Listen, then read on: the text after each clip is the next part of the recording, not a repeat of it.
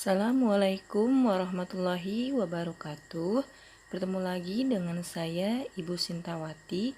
Pada video kali ini saya akan membahas tentang pesawat sederhana. Jenis-jenis pesawat sederhana. Pesawat sederhana terdiri atas 4 jenis.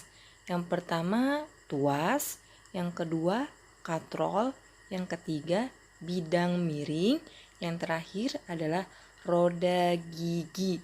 Untuk penjelasannya, saya akan menjelaskan satu persatu jenis pesawat sederhana. Perhatikan ya. Jenis pesawat yang pertama adalah tuas. Tuas dibagi menjadi 3 tipe.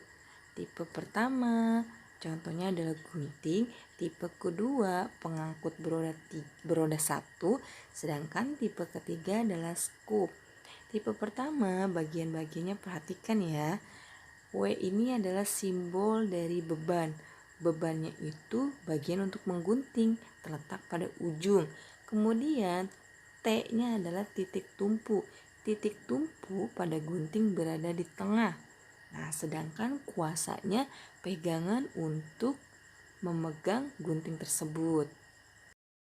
Untuk tipe tuas jenis kedua ini kalian bisa perhatikan ya simbol-simbolnya. T di bagian roda, W ini adalah bebannya di bagian batu, sedangkan F-nya kuasanya pegangan untuk mendorong. Sedangkan tipe tuas yang ketiga, bebannya berada untuk mengambil pasir, kuasanya berada di tengah, sedangkan titik tumpunya berada di ujung atau pegangan untuk memegang skupnya. Perhatikan rumus tentang tuas. Jadi bagian tuas itu terdapat F yaitu kuasa, kemudian terdapat juga LK. LK ini simbol dari lengan kuasa. Kemudian titik tumpu berada di tengah, ada beban di ujung, beban ini simbolnya adalah W. Kemudian terdapat simbol LW. LW ini adalah lengan beban. Jadi nanti yang ditanyakan adalah keuntungan mekanis. Ya, KM ini adalah singkatan dari keuntungan mekanis sama dengan W per F. Yang rumus yang dipakai di bagian bawah yaitu LK dikali F sama dengan W dikali LB. Di mana LK adalah lengan kuasa dikali F-nya adalah kuasa sama dengan W. W ini simbol dari beban dikali LB. LB ini adalah lengan beban atau bisa ditulis LW. Perhatikan contoh soal tuas. Sebatang bambu sepanjang 2 meter digunakan sebagai pengungkit untuk memindahkan sebongkah batu seberat 360 Newton. Pada bambu ditempatkan penumpu yang bergerak 20 cm dari batu. Besar kuasa minimal yang harus diberikan pada ujung bambu yang lain agar batu terangkat adalah, berarti di soal yang ditanyakan adalah besar kuasa. Tolong perhatikan penjelasannya ya. Adapun penjelasan contoh soalnya, perhatikan. Berdasarkan informasi pada soal, diketahui batu beratnya disimbolkan W, yaitu 360 Newton. Kemudian terdapat panjang kayu, simbolnya adalah L, yaitu 2 meter. Kemudian diberikan titik tumpu. Nah, di soal seperti itu kan diberikan bambu didekatkan dengan titik tumpu. Nah, itu disimbolkan dengan LB, yaitu 20 cm dijadikan ke meter, 20 dibagi 100 karena cm ke meter dibagi 100, hasilnya 0,2 meter. Sehingga karena LK-nya atau lengan kuasanya belum terdapat di soal, nah kita cari LK. LK adalah lengan kuasa. LK sama dengan L diambil LB. L-nya berapa? L-nya adalah 2 meter, diambil lengan bebannya adalah 0,2 meter. Hasilnya 1,8 meter. Karena yang ditanyakannya adalah besar kuasa, oleh karena itu kita menggunakan rumus F dikali LK sama dengan W dikali LB, di mana F-nya ini belum diketahui karena yang ditanyakan F dikali, karena LK-nya adalah 1,8, F dikali 1,8 sama dengan W, nilainya adalah 360 dikali nilai LB 0,2. Jadi 360 dikali 0,2 hasilnya 72. Kemudian F dikali 1,8 hasilnya 1,8 F. Karena F ini ditanyakan, F sama dengan 72, 1,8 berpindah ke posisi kanan menjadi pembagi. 72 dibagi 1,8. Hasilnya adalah 40 Newton. Jadi besar kuasanya atau F-nya adalah 40 Newton. Selanjutnya pesawat sederhana jenis yang kedua adalah katrol. Katrol dibagi menjadi 3. Ada katrol tetap. Katrol tetap ini KM adalah keuntungan mekanisnya sama dengan 1. Jadi rumusnya F sama dengan W. Jadi nilai kuasa itu sama saja dengan nilai beban.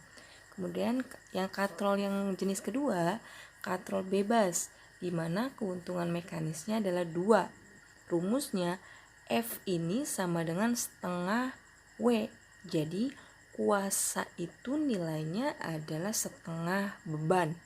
Sedangkan katrol gabungan ini keuntungan mekanisnya itu lebih dari 1, tergantung banyaknya tali. Nah, di sini perhatikan katrolnya itu untuk pemutar talinya itu ada 4, 1, 2, 3, 4. Jadi kalau bentuknya seperti ini, KM-nya adalah 4, di mana rumusnya F lebih kecil dibanding W. Perhatikan contoh soal katrol.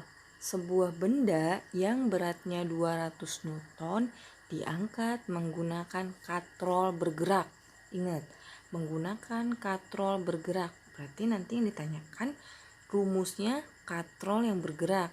Gaya yang diperlukan untuk mengangkat beban tersebut adalah, untuk penjelasannya perhatikan slide berikutnya. Adapun pembahasannya, keuntungan mekanis katrol bergerak sama dengan 2, sehingga KM atau keuntungan mekanis sama dengan 2. W per F sama dengan 2. Nah, W-nya ini adalah nilainya di soal 200.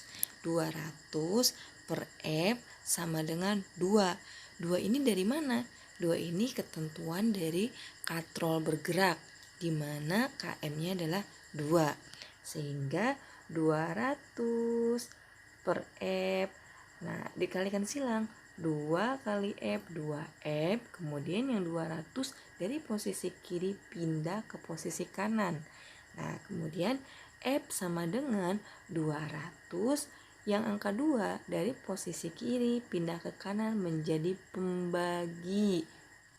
Jadi 200 dibagi 2 sama dengan 100 Newton. Jadi besar gaya yang dibutuhkan untuk mengangkat beban seberat 200 Newton adalah 100 Newton. Kemudian jenis pesawat sederhana yang ketiga adalah bidang miring.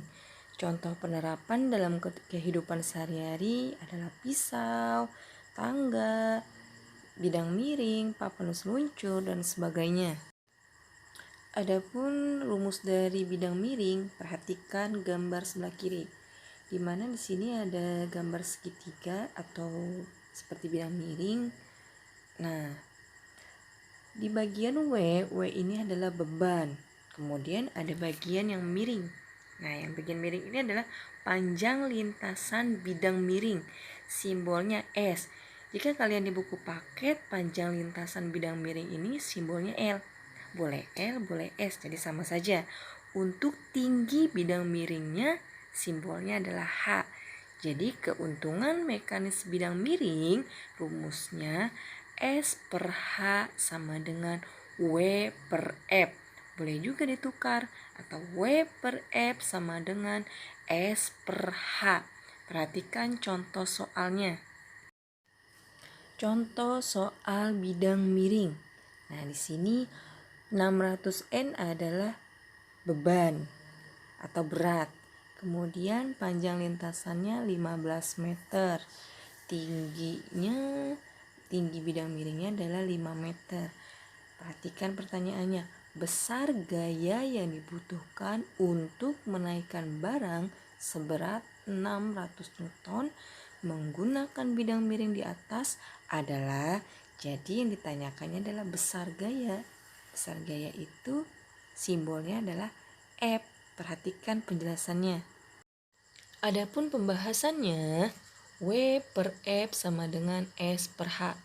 W ini nilainya sudah ada di soal, yaitu 600 Newton. Sedangkan F yang ditanyakan sama dengan S ini adalah panjang lintasan bidang miring, yaitu 15 meter. H adalah ketinggiannya, yaitu 5 meter. 15 dibagi 5 hasilnya 3. 600 per F kita turunkan saja. Selanjutnya, F ini berpindah. Nah, dari posisi kiri ke kanan. Yang awalnya pembagi karena dia berpindah tempat menjadi dikali. 600 kita turunkan 3 karena F dipindahkan jadi 3 kali F. Kemudian F dibalikan lagi.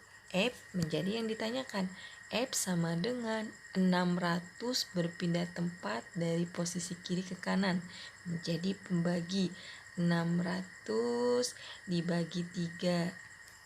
Hasilnya adalah 200.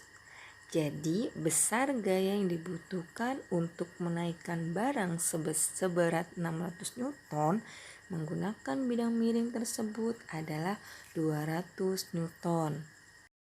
Perhatikan contoh soal bidang miring yang kedua. Di sini di soal ada gambar. Perhatikan gambar berikut, di mana panjang lintasan bidang miring atau S-nya adalah 15 meter, sedangkan ketinggiannya 3 meter. Yang ditanyakan berapakah besar keuntungan mekanis bidang miring. Jadi gampang kalau soal seperti ini. Yang ditanyakan KM adalah keuntungan mekanis sama dengan S per H. S-nya ini adalah panjang lintasan bidang miring, yaitu 15 meter dibagi ketinggiannya 3 meter. Hasilnya 5 meter. Jenis pesawat sederhana yang terakhir adalah roda gigi. Contohnya pada sepeda. Roda pada sepeda. Terdapat roda, kemudian terdapat poros. Adapun penerapannya dalam kehidupan sehari-hari bisa dilihat di slide berikutnya.